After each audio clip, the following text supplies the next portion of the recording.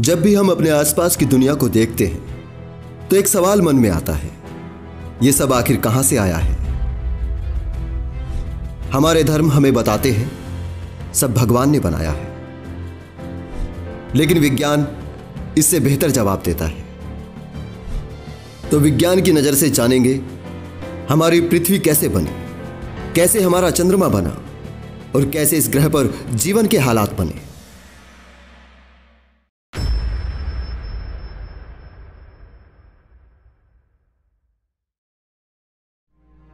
Big bang के लगभग 9 अरब साल बाद जब यूनिवर्स स्टेबल हुआ तो फर्स्ट जनरेशन स्टार बने थे, जिनके साइज बहुत बड़े थे लेकिन उम्र कम थी और केमिस्ट्री अलग।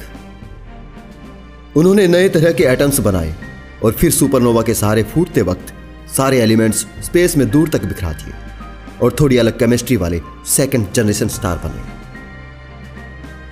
फिर उन्होंने जब सुपरनोवा विस्फोट करने शुरू किए तब उनके फैले मलबे से ये गैलेक्सीज और सोलर सिस्टम बने। ग्रेविटी ने धूल के उन कणों को छोटे छोटे पत्थर के टुकड़ों में बदल दिया। फिर धीरे धीरे ये टुकड़े भी ग्रेविटी के कारण आपस में टकराकर एक दूसरे के साथ जुड़ने लगे और इस तरह हमारे सौर मंडल का जन्म हुआ। कई मिलियन साल तक ग्रेविटी ऐसे पत्थरों और चट्टानों को धरती बनाने के लिए जोड़ती रही। उस समय 100 से ऊपर ग्रह हमारे सौर मंडल में सूरज का चक्कर लगाते थे। उस वक्त चट्टानों के आपस में टकराने के कारण धरती एक आग के गोले के रूप में तैयार हो रही थी। निरंतर पिंडों के टकराव के बाद एक समय ऐसा आया जब पृथ्वी से यह मटेरियल का टकराव बंद हो गया। नई नई बनी पृथ्वी काफी गर्म थी। धीरे धीरे समय बीतने के साथ ठंडी होनी शुरू हो गई। पृथ्वी के क्रस्ट के नीचे मेंटल की लेयर में टेक्टोनिक प्लेट्स के टकराव और घर्षण से बड़े बड़े पहाड़ और ज्वालामुखियों का निर्माण हुआ और इन्हीं ज्वालामुखी से निकलने वाली गैसेस ने पृथ्वी के वातावरण को बनाया। सौर मंडल के बाहर से आने वाली बर्फ से जमे पिंड की चट्टानें पृथ्वी से टकराने लगी। यही जमी हुई बर्फ के पिंड और चट्टानें पृथ्वी की सतह पर पानी का कारण बनी, क्योंकि इत्तेफाक से पृथ्वी से सूर्य की दूरी ऐसी थी जहां यह पानी ना तो बर्फ रह सकता था और ना ही भाप बनकर उड़ सकता था। अगर किसी ग्रह पर पानी लिक्विड स्टेट में रहता है, उस ग्रह की उस पोजीशन को हम गोल्डीलॉक्स जोन कहते हैं। लेकिन शुरुआत में पृथ्वी पे उबलती हुई चट्टानें, कार्बन डाइऑक्साइड, नाइट्रोजन और जलवाष्प एक ऐसा माहौल था जिसमें इंसान या कोई जीव होता तो दम घुटने से मर जाता। उस समय कोई भी सख्त सरफेस नहीं था, कुछ था तो बस खत्म न होने वाला उबलता लावा। इसी बीच हमारे चांद का जन्म भी हुआ।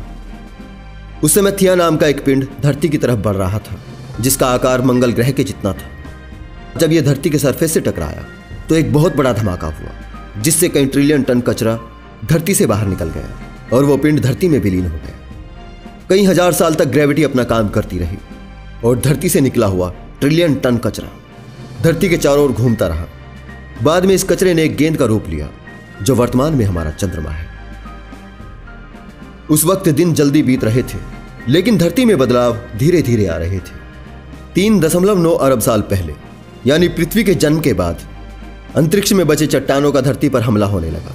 आसमान से गिरती हुई इन उल्काओं में एक अजीब से क्रिस्टल थे, जिन्हें आज नमक के रूप में प्रयोग किया जाता है। हैरानी की बात है, जिन महासागरों से हम नमक निकालते हैं, समुद्र का पानी इन्हीं गिरने वाली उल्काओं के अंदर मौजूद था। परंतु उल्काओं में मौजूद इतने कम पानी से इतने विशाल सागर कैसे बन गए? इसका जवाब है कि ये उल्का पिंड धरती पर मिलियन साल तक गिरते रहे, जिस कारण धरती पर काफी पानी इकट्ठा हो गया। धरती पर पानी इकट्ठा होने के कारण धरती की ऊपरी सतह ठंडी होने लगी और उबलती चट्टानें ठंडी होने के कारण सख्त होने लगी। लेकिन धरती के अंदर लावा उसी रूप में मौजूद रहा। अब धरती का ऊपरी तापमान 70 से 80 डिग्री सेल्सियस हो चुका था। धरती की सतह भी सख्त हो चुकी थी। धरती के वातावरण में बदलाव आने लगे थे। धरती के वातावरण में बदलाव आने के लिए यह तापमान और हालात एकदम सही थे। धरती के पास चंद्रमा होने के कारण उसकी ग्रेविटी से धरती पे तूफान सा आने लगा। उस तूफान ने धरती पर उथल पुथल मचा दी। समय के साथ चांद धरती से दूर होता गया और तूफान शांत हो गया। पानी की लहरें भी शांत हो गई। अब धरती की छाती से लावा फिर से निकलने लगा और छोटे छोटे द्वीप बनने लगे। 3.8 अरब साल पहले धरती पर पानी भी पहुंच चुका था और ज्वालामुखी फूटकर छोटे छोटे द्वीप बना रहे थे। उल्काओं की बारिश अभी भी रुकी नहीं थी। पानी और नमक के अलावा ये उल्का और कुछ भी ला रहे थे, कुछ ऐसे खनिज पदार्थ जो पृथ्वी पर जीवन की उत्पत्ति करने वाले थे। ये खनिज पदार्थ थे कार्बन और अमीनो एसिड। ये दोनों तत्व धरती पर पाए जाने वाले हर एक जीव जंतु और पेड़ पौधों में पाए जाते हैं। ये उल्का पानी में 3000 मीटर नीचे चले जाते थे, जहां सूरज की किरणें पहुंच नहीं पा रही थी। फिर धीरे धीरे ये उल्का पिंड ठंडे होकर जमने लगे। इन्होंने एक चिमनी का आकार लेना शुरू कर दिया और ज्वालामुखी में पड़ी दरारों में पानी जाने से धुआं इन चिमनियों से निकलने लगा और पानी एक केमिकल सूप बन गया। इसी बीच पानी में समाहित इन केमिकल्स के बीच रिएक्शन हुआ, जिससे माइक्रो लेवल पर जीवन का आरंभ हुआ। पानी में सिंगल सेल बैक्टीरिया जन्म ले चुके थे, लेकिन तब तक भी धरती पर पेड़ पौधे नहीं थे। तो फिर बिना पेड़ पौधों के ऑक्सीजन कहां से आई? इस सवाल का जवाब जानने के लिए हमें 3.5 बिलियन साल पहले जाना पड़ेगा। यह वो समय था जब पृथ्वी की निचली सतह पर चट्टानों जैसे पत्ते उग रहे थे। इन्होंने एक तरह की कॉलोनी बना ली थी और इन पर जीवित बैक्टीरिया थे। इन पत्तों को ट्रोमेटोलाइट कहा जाता है। ये बैक्टीरिया सूरज की रोशनी से अपना भोजन बनाते हैं, जिसे हम प्रकाश संश्लेषण या फोटोसिंथेसिस भी कहते हैं, जिसमें ये सूरज की किरणों की ताकत से कार्बन डाइऑक्साइड और पानी को ग्लूकोज में बदल लेते हैं। इसके साथ ही ये एक बायो प्रोडक्ट छोड़ते हैं, जो कि ऑक्सीजन गैस होती है। यही ऑक्सीजन लहरों के साथ ऊपर आकर वायुमंडल में प्रवेश कर गई और इस तरह धरती की सतह पर जीवन संभव हुआ। 2 बिलियन साल तक ऑक्सीजन का स्तर बढ़ता रहा। धरती के घूमने का समय भी कम हो रहा था। दिन बड़े होने लगे थे। 150 करोड़ साल पहले धरती पर दिन 16 घंटे के हुआ करते थे। कई करोड़ साल बाद सागर के नीचे दबी धरती की ऊपरी सतह कई प्लेटों में बंट गई। धरती के नीचे फैले इस लावा ने ऊपरी सतह को गतिमान कर दिया। इस गति के कारण सारी प्लेटें आपस में जुड़ गई और बहुत विशाल द्वीप तैयार हुआ। अब तक तापमान घटकर 30 डिग्री सेल्सियस हो चुका था। दिन बढ़कर 18 घंटे के हो चुके थे। धरती के हालात मंगल ग्रह की तरह थे। 750 मिलियन साल पहले धरती के अंदर से एक ऐसी शक्ति निकली जिसने धरती की सतह को 2 टुकड़ों में बांट दिया, और यह पावर टेम्परेचर की थी, जो धरती के नीचे पिघले हुए लावा से पैदा हुई थी, जिसके कारण धरती की ऊपरी सतह कमजोर पड़ती गई और धीरे धीरे दोनों सतहें एक दूसरे से दूर होती चली गई, जिससे 2 महाद्वीप बने, लॉरेशिया और गोंडवाना। धरती के ऊपर ज्वालामुखी फटने का सिलसिला अभी जारी था।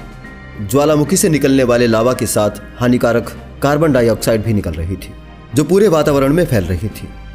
वातावरण में फैली इस कार्बन डाइऑक्साइड ने सूरज की किरणों को सोखना शुरू कर दिया, जिससे धरती का तापमान बढ़ने लगा।